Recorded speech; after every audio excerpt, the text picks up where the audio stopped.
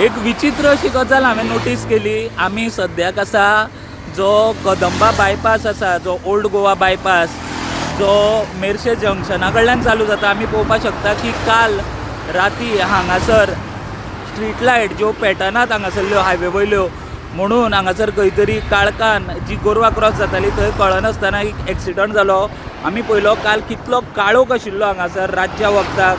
पूण एक गजाल आतां आमी नोटीस केली, ती म्हणटा ती आतां उजवाड आसा, दीस आसा आनी ह्यो स्ट्रीट लायट पेटल्या जाल्यार कितें चल्लां काय म्हणून हो एक प्रश्न पडटा की रातच्यो लायटी न पेटयता त्यो भर अशा वतान लायटी पेटोवपाक लागल्यात.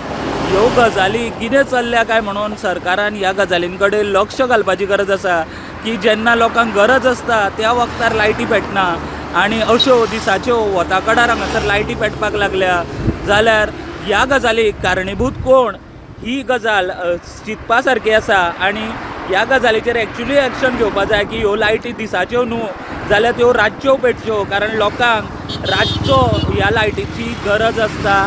दिसाची ती गरज आसना. रातच्यो लायटी पेटल्यो जाल्यार लोकांक तेजो फायदो, दिसाच्यो लायटी पेटोवन कांयच फायदो ना.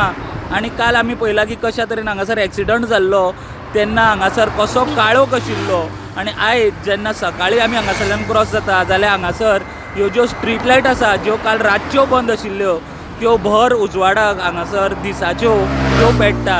बेगीनच्या बेगीन ह्या गजाली कडेन सरकारान लक्ष दिवपाची गरज आसा आनी एक्शन घेवपाची गरज आसा.